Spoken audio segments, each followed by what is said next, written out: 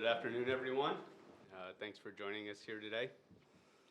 Throughout the offseason, we talked a lot about how high the talent bar was of this current club and how there'd only be a few available players that we felt like would be real needle movers when it comes to bringing another championship to Los Angeles.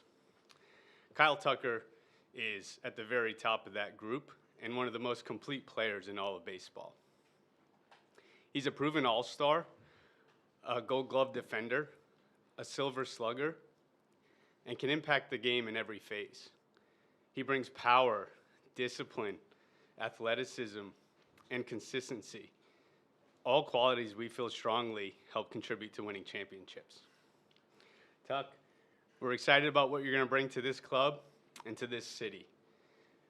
We know how dedicated you and Sam are to giving back to the community, and we look forward to joining you in those ventures. Dodger fans are passionate, they're knowledgeable, and above all, they love players who play hard and play to win. So we know they're going to embrace you and your family from day one. So, on behalf of the entire Los Angeles Dodgers organization, our ownership group, front office, coaching staff, and the best fans in all of baseball, it's my pleasure to officially welcome Kyle Tucker to Los Angeles.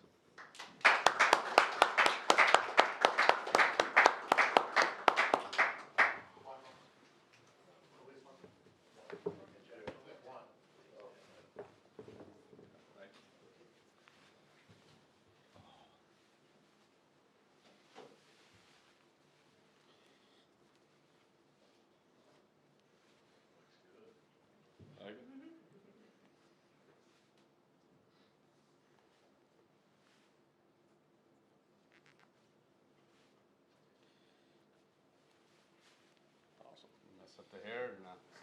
No, that's all good.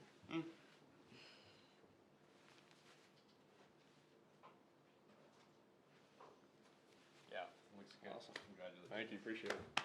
Congrats, Chuck. Thank Welcome, you. buddy. Appreciate Welcome. it. I think we're open out to questions. If anyone has a question, go ahead.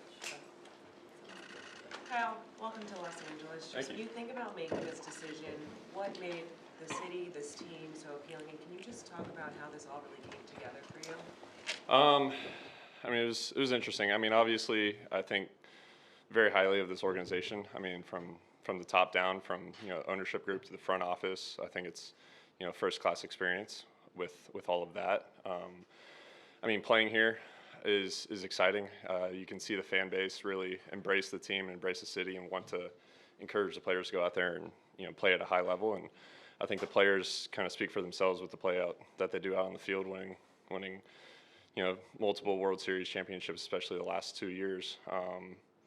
The players kind of speak for themselves in terms of that. And I don't know many players like super personally, but just more so playing against them and seeing them and talking to them on the field. But I mean, this is a great group of guys, and I'm excited to join them and have another run at a World Series.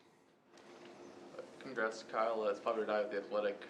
What made you open to sort of the structure of this contract, to be able to take the 4-year deal with some of the opt-outs? What made that appealing to you?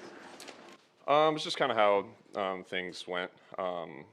This is a area and that me and my wife and family kind of saw ourselves being a part of, and wanting to come out here and play and embrace the city and embrace the fan base as well. So everything kind of, we took everything into account with our decisions, and we thought this was a great place to play and a great place to live, and we're excited to come out here and get the ball rolling come the season.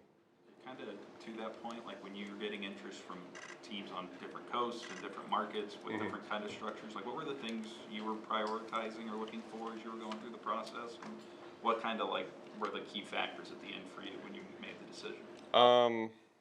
I mean, there's a lot of great ball clubs out there with great teams, and they all have unique things that make them great. But kind of like I said, I think this organization from the top down is first class, and the team that these guys put together and assembled to give a great product for the fan base in the city to go out there and compete for a championship kind of speaks for itself. So just kind of taking everything into account and wanting to be a part of that, I think is very special. You don't really get that very often. So it'll be a lot of fun playing with these guys and, competing for another, hopefully a three-peat here. Kyle, when you think about what you learned in Chicago, is there anything that sticks out over the last year that has you eager or excited to improve on with a new team this season?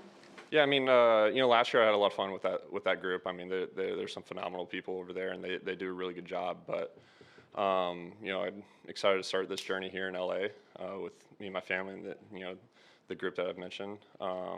So, I mean, in baseball, same thing with everything in life. You can always get better at the little things, and I think that's what this team is really good at, the little things that kind of separates yourselves from other teams and other players, and can really make a difference throughout the course of a season, the course of a playoff. So I'm just trying to get it better in every aspect, whether it's base running, defense, offense. Like, you're never going to be perfect, but if you can strive to get better at any aspect of the game, just to contribute to wins or runs or preventing runs, like I'm gonna try and do that and do my part. Follow up, what about your specific skill set do you think best complements this lineup? I mean, this lineup's pretty good, regardless, but yeah, I'm excited to be a part of the lineup and the group and just try and pick the brains of the guys in the clubhouse and see what makes them better, and they might do stuff that I might not do, and vice versa, and we just kind of build each other up in that aspect. So, I mean, like I said, you're never going to be perfect at anything, but if you can get better with whether it's mindset wise or little tweaks with hitting or throwing or first jumps and stuff like that, I'm gonna try and do that. So we'll see how the season goes. Kyle, a lot was said and written this offseason, kind of questioning your enthusiasm for baseball, your motor. When you hear or read stuff like that, what do you think? And I guess, is there any validity to any of those questions? I mean, I don't read into it a whole lot. I mean, I know what I try and do out on the field and what I bring to the clubhouse, and I try and do my best out there, regardless of how I feel or what the situation is. I'm gonna try and go out there and win games, whether it's if you're struggling throughout the season, if you're able to move guys over, get hit a ground ball to second to get a guy in from third, or draw walks and make pitchers work, or make a play on defense. Like, little things like that can add up to a lot of wins throughout the season. And some of the stuff might not show up on a scorecard, but guys in the clubhouse and front office kind of notice little things like that. So I just try and block out noise, anything like that. But I'm fired up to. I mean, I've been playing in the playoffs for a while now, so I mean, there's nothing that really beats that and the excitement that comes with that. So I'm excited to continue that here. Why do you think people have that impression of you?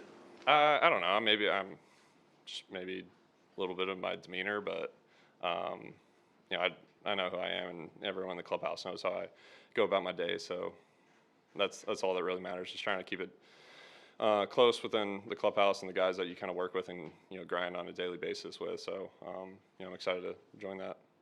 Kyle, going back, welcome to Los Angeles, first Thank of you. all.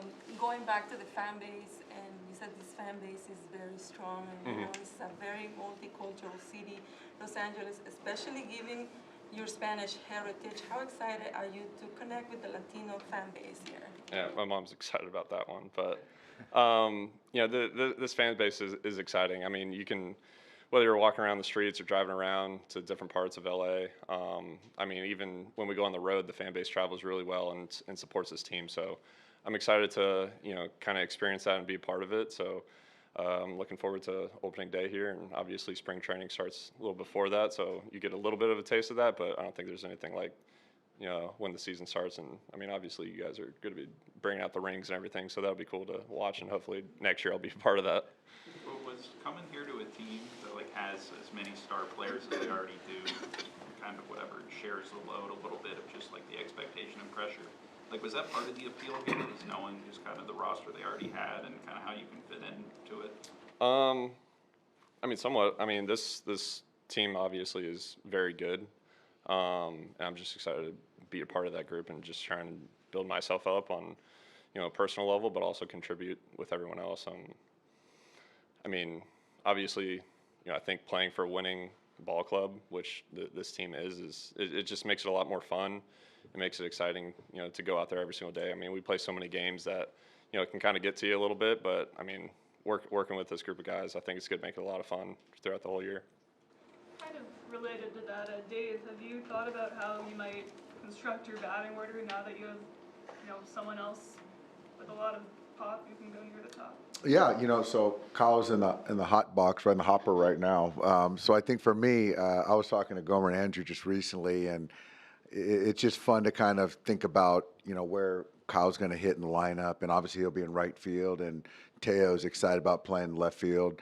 He'll be in the top third. I don't want you guys to hold me to it right now, but second or third seems to make sense. Kyle, there's a lot of stars on this team. Did you get a chance to reach out to any of them, and just what was their message about what it's like to be a star for this organization? Yeah, I've had a few guys. I've talked with a few guys. I've saw Muncy and Shohei here today. Met some of the medical staff in front office, and actually put a name to a face, and being able to be in front of them is really cool. Had a few guys just kind of text me saying that how excited that I'm joining the team, and kind of vice versa. So we were just on FaceTime with Freddie, who's telling me not to do anything stupid. So I was like, you're good. I'm good with that. So I'm excited. This is a great group of guys, and I'm excited to get to know them a little bit better, and get to playing with them on the field. You weren't 30 for your career. You're switching to 23. The way Dave's career is going, probably no more 30 again in this organization. What was the reason for going to 23? Kind of the same thing with Doc.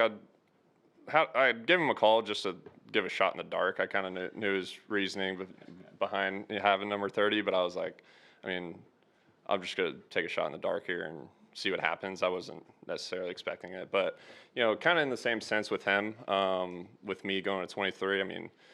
Him looking up to more Wills and kind of being his mentor and everything coming up, and him wanting to wear that for him. Kind of the same thing with me with 23 with Michael Brantley, who's kind of the guy I'd hung out with a lot, coming up in Houston with, and he was a phenomenal ball player and one of my close friends. So that played a big part into my choice going with that. Dave, you would have given him your number? No, it's understandable. It's totally fine. It wasn't. It was one of those things that it was a fun conversation that Tuck and I had, and it was just more of Maury and I have had such a great relationship, and one of the things that he was like, gosh, before I die, when I die, I hope that no one else wears that number. And so it's really near and dear to me. And so we talked about it. Yeah. Obviously, Tuck's agent, Jason Romano, had that same relationship with me and Maury. So, yeah. Brandon, when did this signing really start to strike you as a possibility, a reality, and when did it sort of come together in the last few hours? Especially, obviously, you have Steve Cohen kind of tweeting about smoke and stuff like that. Yeah, obviously Kyle being one of the few free agents that we felt like could, really impact our club. We stayed in contact throughout the offseason to make sure that we were expressing interests, and, if there was something that made sense for both sides, we would have the ability to bring him on board. And, like all of these things, like the incredible support from our ownership group to, give back to the fans that are coming out, and, in the packs of 4 million last year. So I think we felt like let's continue to pour into them and to the team.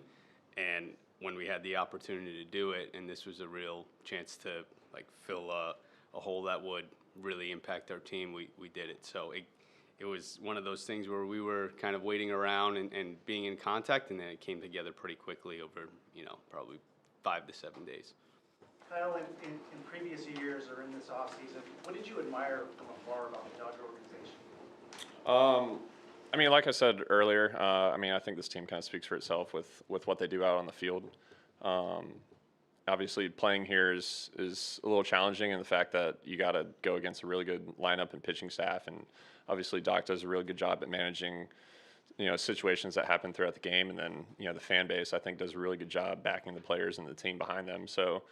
That's some of the stuff that I really admire about this organization, the team, and the city. So a lot of that kind of played into why I wanted to come here and be a part of this. Kyle, there was a report yesterday that some of the owners saw your contract and said basically, that's it, we got to go for salary cap now. This guy's contract is doing it. What do you think about having that much power in the sport of baseball? I think baseball's in a good spot. We have phenomenal attendance around the world. I think attendance at the games, continue to sell out games, and fans are being very supportive of their teams and their players and the organization. So I think it's a good thing having that and the interaction with everyone, and I think it's just going to grow the game from there. So, I mean, as long as we can, as a league and as players, if we can just continue growing the fan base and having fun with it, and continuing to have that interaction between the organizations and the fan bases, I think it's good for baseball. I got time for two more. Once you heard what the Dodgers offer was, like, was it a pretty easy decision from there? Or at the end, were you still kind of debating between all the options you had closely? I mean, obviously it's a big decision, so you still got to weigh out, everything. But obviously, like I said, this team and this city and the fan base kind of makes it a little bit easier to make some decisions. So that was just ultimately what we wanted to do, is come here and be a part of that, and try and win another World Series here. For both Dave and Brandon, I think the perception around the game, right, about Kyle, five-tool stuff, that he could be a potential MVP candidate type guy.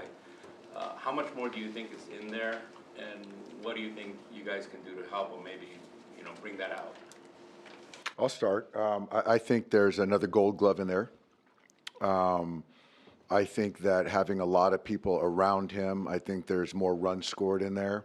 I think he's going to have the ability to drive in runs. And as a coach, you're trying to make players better. And so he's a five-tool player. He loves to compete. He loves to play the game. He pours into the community. He's a smart player. We talk a lot about having smart players. He likes to play. He posts.